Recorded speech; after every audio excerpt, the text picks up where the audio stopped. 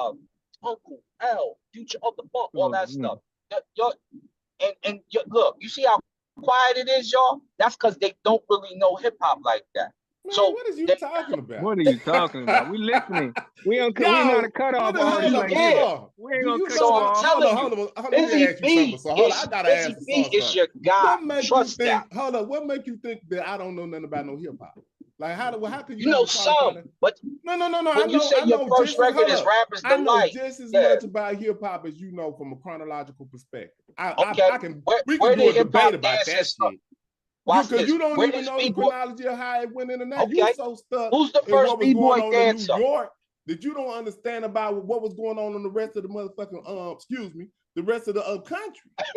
Look at you now. You better get out your feelings. Understand that those records was not, man. They wouldn't even play hip hop on the radio. What are you talking about? In some of your areas, yes, but in Colorado, that's in America.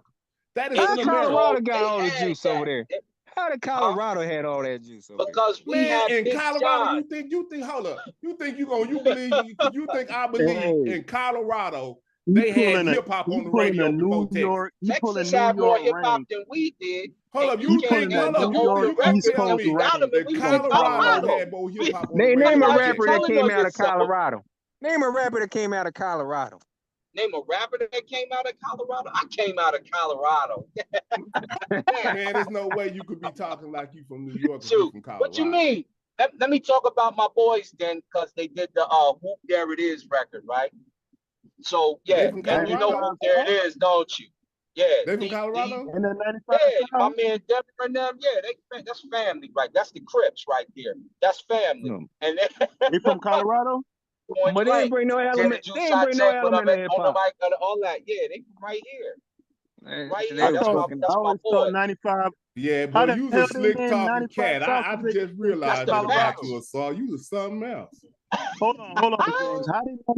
How did 95 South is they from Colorado? I don't get it. 95 South? Who are you talking about? No, he's talking about the comedian. Not 95 South. You done messed it up. You don't know hip hop, man. What are you? Yeah, you tripping. You tripping tell me now. 95 South, man. Whoop There It Is. What are you doing? What are you doing? Oh my God, you tripping. Yeah, he's bugging out right now. You bugging out. I thought that was 95 South. Yeah, you joking. He just playing with you.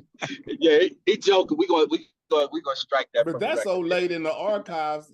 I mean, that ain't even no big deal to make a mistake like that. There's so much hip hop that came through here. Yeah, we're gonna get confused. But I'm just talking about the chronology of it and how it spread across the country. And like what we was dealing with, even in there, like they wouldn't even play shit. They wasn't even playing Michael Jackson on MTV at that time. Yeah, it was difficult. So y'all, I mean, so if they wouldn't put Mike on MTV, how in the hell you think they're gonna put any hip hop on the radio? Hip hop was Mike got on the TV. They wasn't putting no hip hop on the radio. Play on that, yo. Huh? It just wasn't the first one to play on there. No, what are you saying? You said Michael got on there. Yeah, he was the first one they probably played on MTV. But what I'm saying is they would not put any black people. See, y'all be forgetting. See, this is what's crazy, but it seems like some people are too young to even know what happened. What song y'all said that was? It was a Whoop There It Is. Whoop There It Is. That's my boys from Denver. Yeah. That is 95 South, man.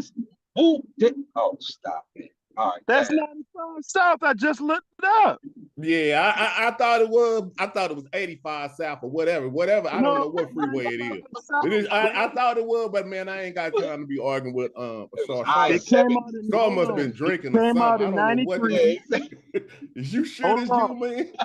Like, what the hell is going on, bro? We could go to the Cash App with it if you want. Daddy, it won't be long, shorty. Facing cousin way. But they probably ain't from Colorado. I'm just making that up. That's Young Blood.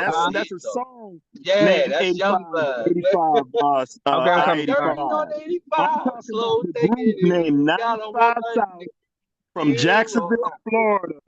They made that song called Whoop There It Is. Came out on the Quad City Knock album in '93. I don't know what you're talking about. A different Whoop There It Is. He has the he said a different Whoop There It Is. Yeah, he didn't got. You got another Whoop There It Is? Because I only know one. He got the other one. Who talking about? We talking about the one. South. Oh my goodness, man. Come on, No, Asar, you sorry, got you to be cap, joking. bro. He You got to messy source. right You got to now. source He up, bro. messing this all The up. man Right? went and looked it up. What are you saying? Bro, I'm gonna I source know up the right people. He said he It's know him. 95 South. They Yeah, came they out. from Matter of fact, here. let me share my He talking screen, about bro. they He from said, matter Memphis, of fact, Tennessee. yo, he said, let me share my Steve Rowland in Denver, they call him out of Yay. control. You tripping. He said, You, matter of Nah, he I fact. said they think. from Jackson, He said, Mississippi. nah. Oh, you tripping. Hey, you Yo, there? he You there, finna Smash? I want to TLA share you. my Yo, he screen, finna come bro. up with some documentation on you, Asar. He Yeah, finna I pull want it to know out. if he's And talking I'm about another driving and whoop. I'm about to look it up. And I'm I want to driving know about if to he's look talking him about up for another you. whoop. There it is. Cause whoop, I'm there about, it I'm is. about to That's 95 South. Right. whoop, there it You ain't is. Come tripping. on, You ain't come tripping on. on That's us, a Miami-based record. They not from Miami, but it's a Miami-based record. He talking about the other one. Watch this. Man, I wouldn't have never believed that came from Colorado. Right. I would have never believed it. It's a Miami-based record. I know it sounds like a Southern record. About. Yeah, it does. Right. No, I don't even know what. I couldn't even imagine the what group the is called Tag Team again. Steve Biko and D. Yo, stop. Hey, James, you know you hosting, Group right? is called. Yeah, I know. Okay, because I got to run to the store real quick. I just want to say, I'll be right back. All right. Okay. Tag Team is the name of the group. You bringing the other whoop, there it is up. And you even heard us sing it. That's the shame in it. Tag Team. Tag Team, back again. No, they say that Check in it, the the record, let's songs. begin. Party on, party people, let me hear some noise. DC's in the house, jump for joy, point blank. Then it do something. They even got commercials Hey, with hold it on, on. bro. Like, Hey, James. he's a mess. James, I can share my screen. I don't know. Just Share try your to see if you screen, can do it. All right, hold on. Share your pseudo right now, my brother. Oh, damn. It said only the host could share. Hold on. Let me see if I can figure this out. Hold on. You do it, I'm on the oh, case. shit, yeah, Hold up. Here it go right here. Now try. All right. All right, there you go. Indeed. Now apply the logic. Remember, the question was, what group came out of Denver? And he gonna say, All right. that ain't Y'all them. see it, right? Y'all see my screen, right? Okay, yeah, I that see is this. not them. Now 95 pull up South. Tag Team. Whoop, there Hold it on, is. bro. Hold on, bro. This, hold on. This how you Jacksonville, know he Florida. This came out in Right? 93. Their biggest Yeah, that's how success you know was he messed in up. 93. The 93 hit Woot There It Is from their debut album, Quad City Knock. They reached number 11 on the Billboard Hot 100. All right. Now pull up let's Tag see. Team. Hold on. Let's see if because I don't know if YouTube would a YouTube play if I All you gotta play do it? is pull up Tag Team. Tag Team No, got pull more up Tag Team Let me real quick make. so we can see what's the difference. He trying to make it difficult to type in Tag Team. Whoop, there it is. No, but dog, but Asar, you gotta let me make my argument. If you want to pull up whatever, that's on you. You gotta He be say quiet. driving. Hold on, Let me see. do I'm mine. driving right now. Hold on, Yeah, I'm let me gonna look it up while Everybody you in the hold chat, on. I'm gonna look everybody it in the up for you. chat, Hold on. pull up You say Whoop. Tag Team. There it is. Tag Team. Hold on. Yeah, there it is. Whoop lyrics. So Tag Team got He one pulling too. up 95 South. He's still going on that. And he asked, remember, he asked what group came out of Denver. Is the Remember, he audio asked coming that through? question. We don't And hear Whoop, that. there it is. Damn, dog. Why is he Brother, why you trying cutting to me hop off in while I'm like every talking? 2 seconds, Yeah, bro? because Bro, you're trying to chill hop in out, while I'm dog. talking. You didn't hop in the whole time. Let me finish my point. So I ain't when he got pulls to up, keep cutting in. ain't no cut in. You stop But hold talking. on, both of You y'all are got to right try to though. play that Because video they and get do a got a strike. song called Don't Whoop play That. that video. Yeah. Oh yeah, you right. Yeah, what are you doing? I'm stopping it. Yeah, but at the same time, yeah, you don't play the video. Yeah, Yeah, but at the same yeah, time, you're right. he's Saw is right. It is a song called Whoop. There it is. He noticed that this song is called Whoop with a T. Yeah. So it's two and that one songs. didn't get as much play as Tag Teams. And remember, they're not I from don't know which Colorado. one did. And I the didn't even know question it was two was, songs. what You group said came out of hold on. Colorado? So let me look up the other one. You said the Colorado one is Tag Team is the name of the group. Yeah, Tag Yep. Team Whoop, and the Whoop that they spell is with There a it T. is already. With a You T. ain't. So hold on, this ain't even nothing to be tripping on. Then there's two songs that's similar. Now I wonder how that told works. him that. I already told him that. I told Now, him. what year I did said, hold on? "Told him Let's see what year did this one come out in? What year did this come out Put in? this one on Wiki. Hold on, Asar, because the 95 South one went 11. on Billboard, right? So let's see. This one Let I me go believe was to. #1, and it was in a movie or 3. All right, hold on. That's Tag interesting. team. But I never knew that it was two of the same songs though. That, but I didn't even listen to this type of music. Like, you just hear this stuff on the radio or something. I wasn't a radio guy. What I would do, I only listen to underground music on a cassette. There they Right, go. there they go right My there. man Steve in the front, D in the back. All right, hold on. Let me see. They got a wiki on it. It's hold up. See Don't it say that? something about it man. originated from Atlanta, Georgia? Dog, they shit came out in '93 too. Yeah, this was the first.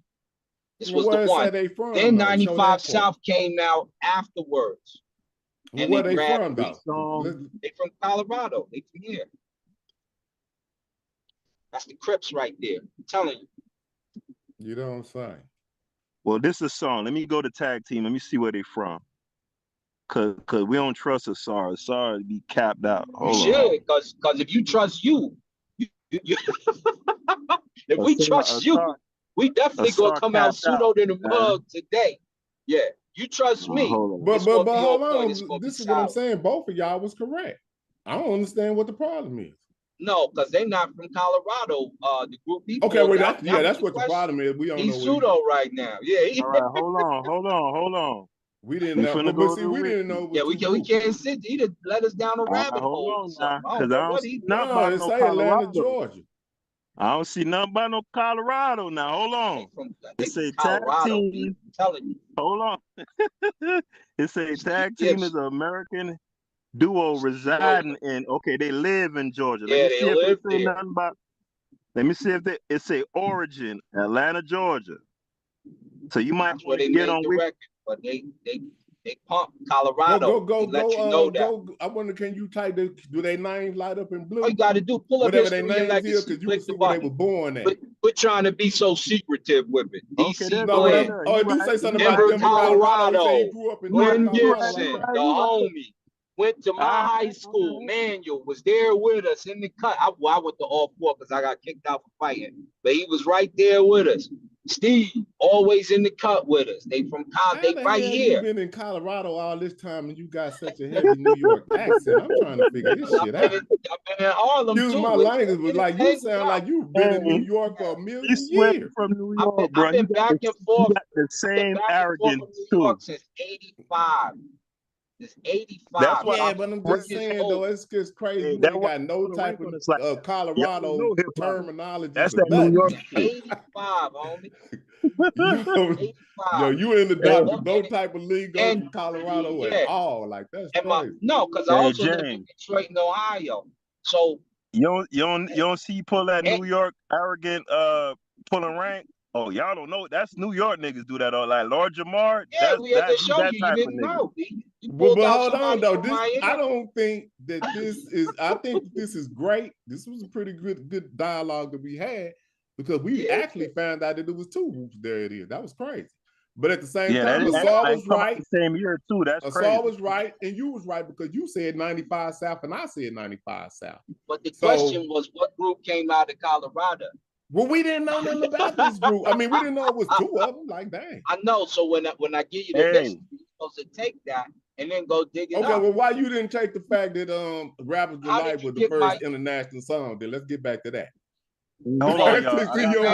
You don't want to do that. We didn't say that. I got a question for y'all on some meta nature shit. Because he got busy. You said no. I said you naming the record he wrote. Nah, then you tried to argue the point that he wasn't part of. I don't care how you want to spend this.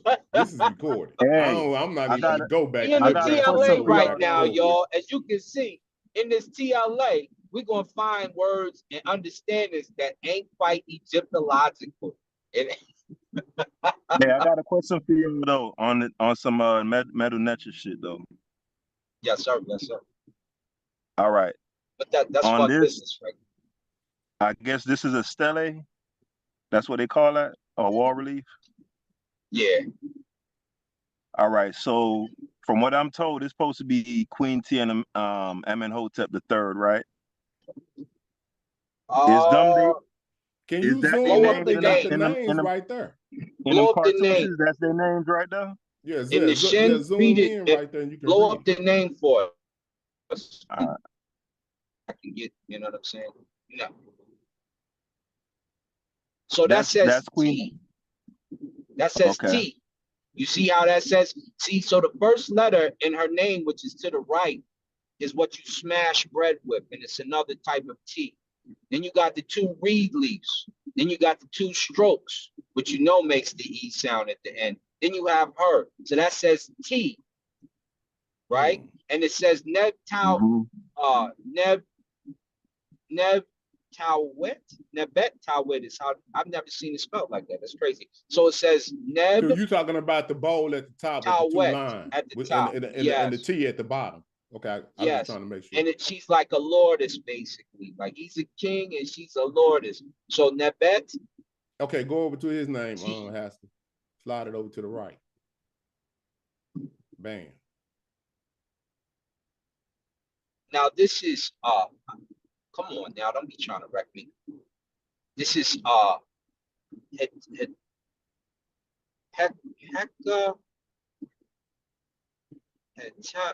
I'm in her. This is I'm in Hotep. Hecka something. So he's a ruler basically. But this is Amen Hotep. And on the other side, to the right, it looks like is that you moved it. Yeah, you I thought he said to driving. the right. No, he's talking about that. Yeah, I mean, the shin right to the right. Now, brother. Yeah. Yeah, he's talking about right there with the one in the middle, holding the you see the reed leaf, and then you see the sonnet table, like which makes the men sound, and then you have the N right underneath it. Then you have the Hetep symbol. Then you have the Heka symbol, and then you have a Q beneath, and it's a Heka was something was. I wonder why they got that. What that mean? That just represents that at the bottom of that what you call that just represents he's the ruler. No, like that's that staff. It looked like a staff and a Q, and I don't know what that last thing is in the back there because it kind of got it chopped up. That's the Y scepter, but it looks crazy, right? So where am I? Because I'm on the highway. The reason why bring it over to the middle. You driving, do your thing. Yeah, bring it to the middle a little more so I can see. Yeah, pull it back. Yeah, right there. To where you center it. Far. Yeah, you got it. He's talking about center it so it won't be cut off at the end. Right there. Keep going. Make it a little bit bigger. Come closer, but come closer to the middle shin so it's not cut off. There you go. See, I can't. That's good. Yeah, it's getting better. Right but yeah, I can't make out that stuff on the bottom. But what's that on that last shin right there? I know it looks like, I know, but maybe you read the determinative last, the Ra. Ain't that Ra? Yeah, what is that? What is that right there? And I can't make out what's that smudge right there either. Yeah, I want to say it's a little too jacked. So, okay, well, what is that? What is that bowl in the two lines above that? Is that Neb Tawi? That's Neb Tawi, you know that, yeah. Yeah, Neb Tawi, but I'm just talking about so you can't make out this last one right here because I don't know what that is.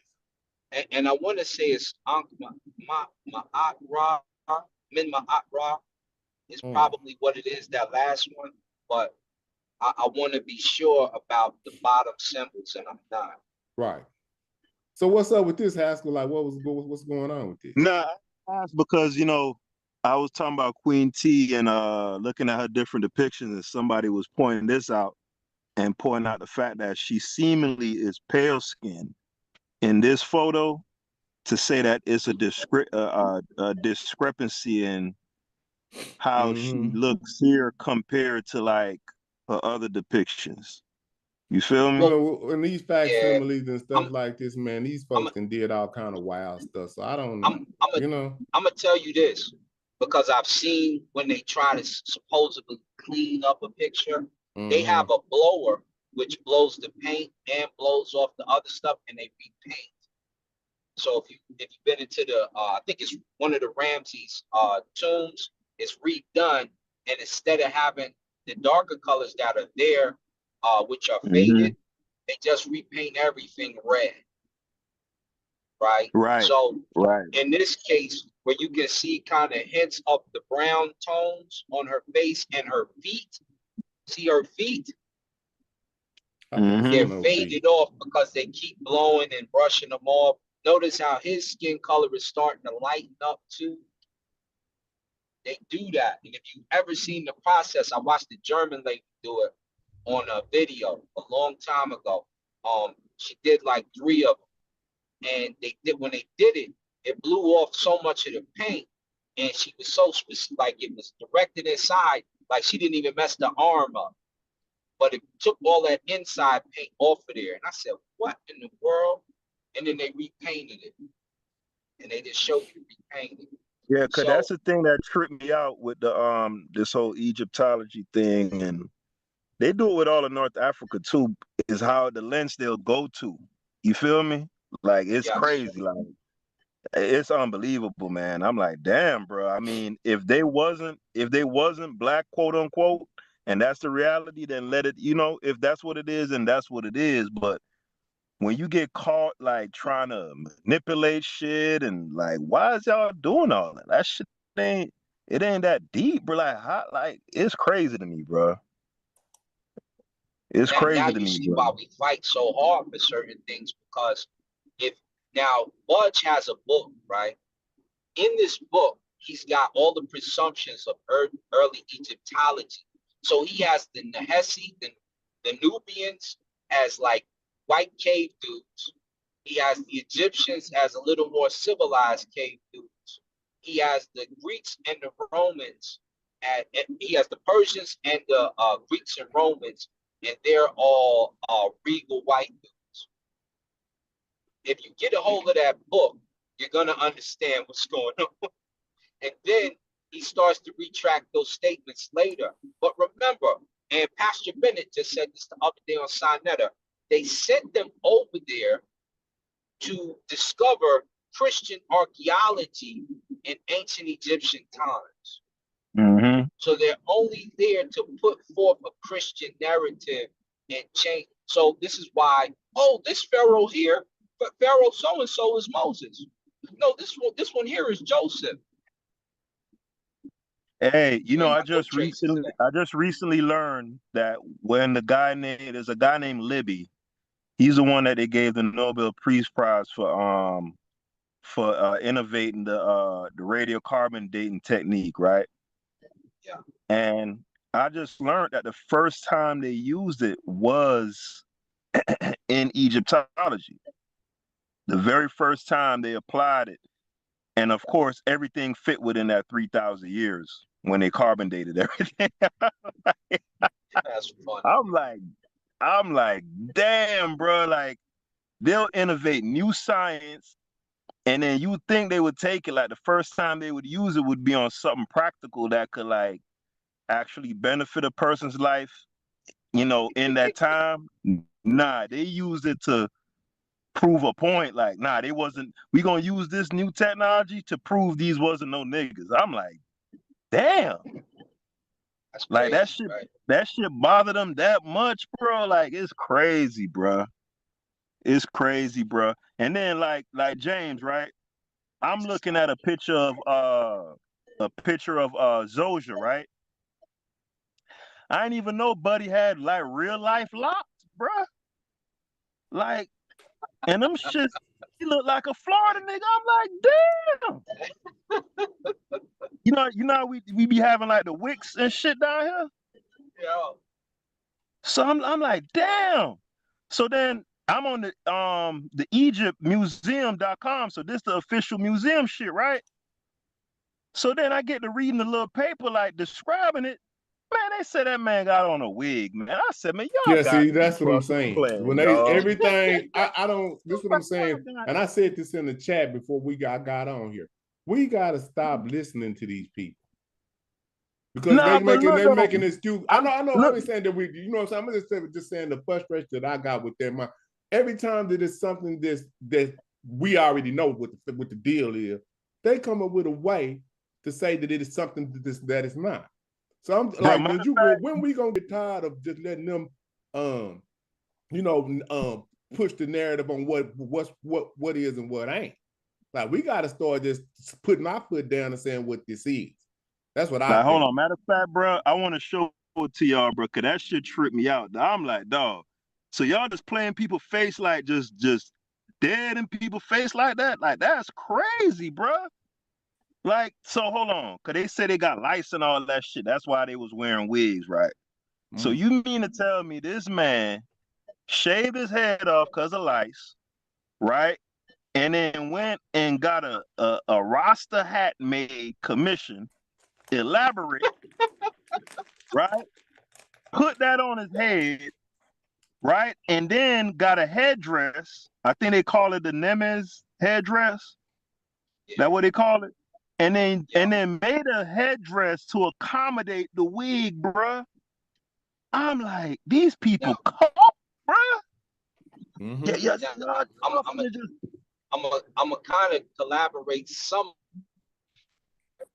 So the priestly wig, and this is what my old computer, because I showed some of these pictures before it got stolen.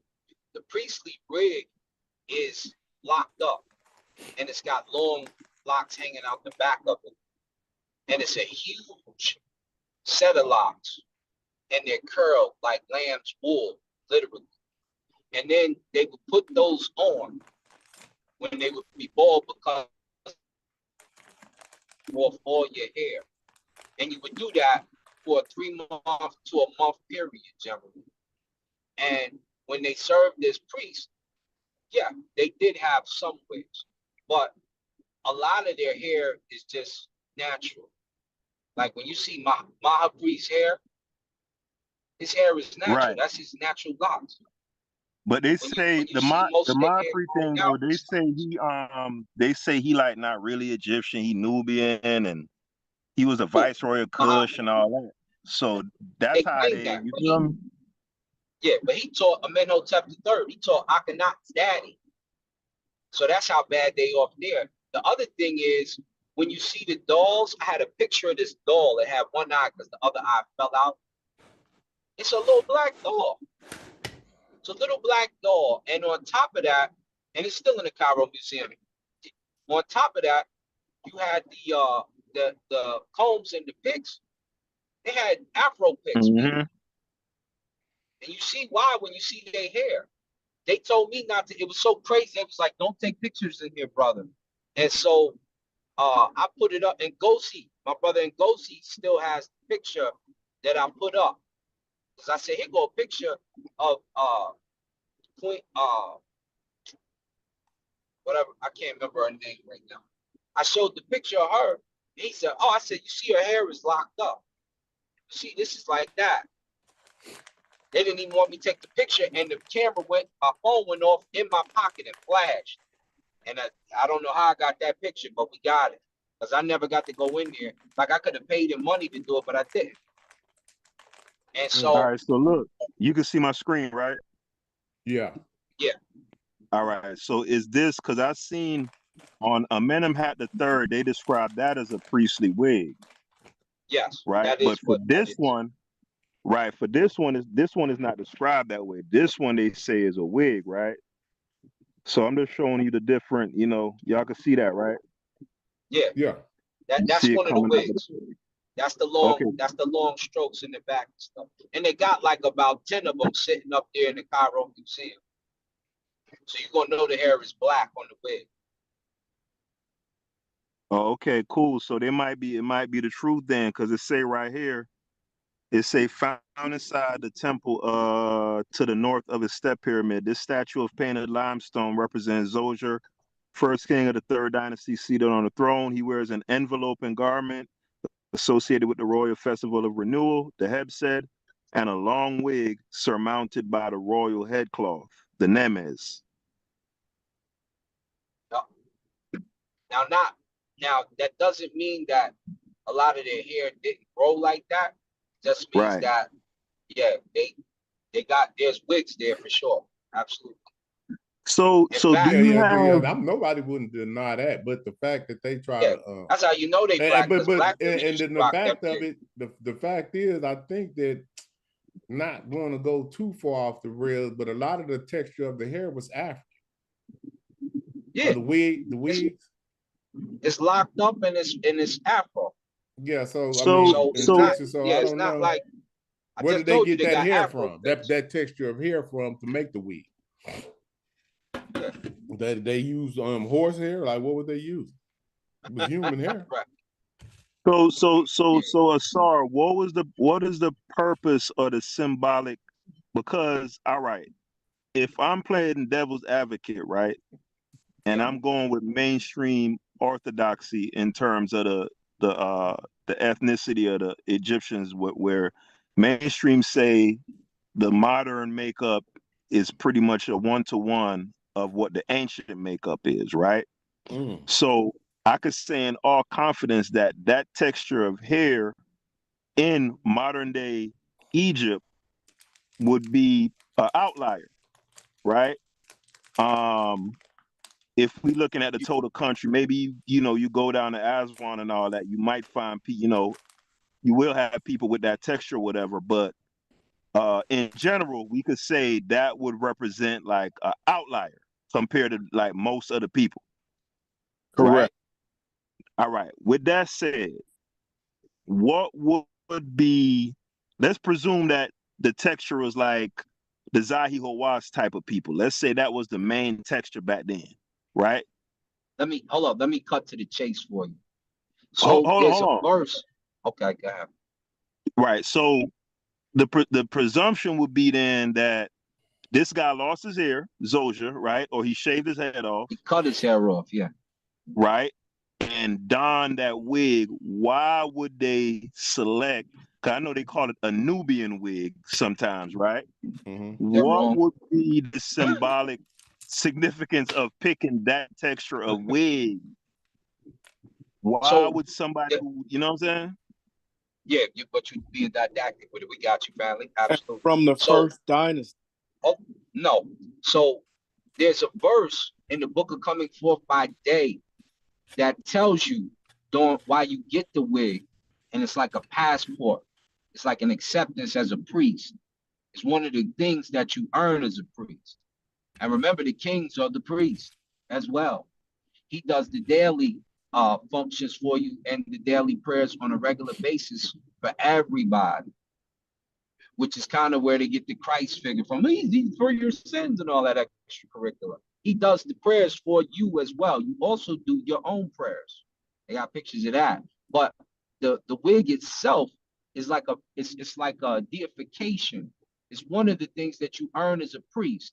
And there's verses in the book of Coming Forth by Day about how you earn that wig. And I wanted to correct myself. Third dynasty, Doja. Yep. And go do your homework, ladies and gentlemen. Go read the book of Coming Forth by Day. Because you know them Bible verses. How come you don't know that verse? You have any? How come you don't know? I'm mad. Yeah. Why locks though? Asar, is there any significance to that? Why locks? Not so much the locks in particular. Like for us, that's significant. You know what I'm saying? Because we take it to Jamaica. We think y'all Jamaica. You know what I'm saying? But No. I'm saying no. The reason why it stands out to me because when I look at, because we see the little short twist, the little short concentric rows, we see that a lot in the wall relief. But the exaggerated locks on Amenhat III and Zoja, those stick out like crazy. Like what the fuck? You know what I'm saying? When I saw it, I'm like, damn, niggas was wigged up. But those, that shit, what the fuck going on? Those would be considered braids and stuff. When you look at the Amenhotep III and how combed out his afro is, you understand what I'm saying? The brother's afro is standing, and that's what it is. Hey, So this fight coming on. I'm about to close it down, but y'all can finish your last words. Okay. You watching the fight tonight, Asar? Who? No, I'm gonna be calling the fights. I'm about to go to. I'm almost at the arena now. That's what I'm driving to. Oh, okay, yeah.